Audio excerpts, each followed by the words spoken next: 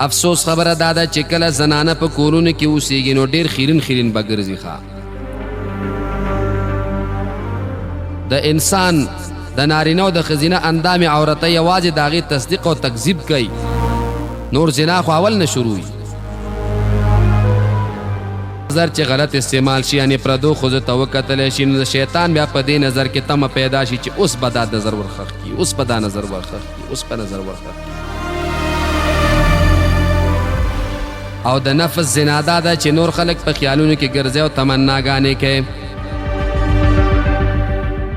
د بد نظرۍ فتنه د ټولو فتنو جرړه ده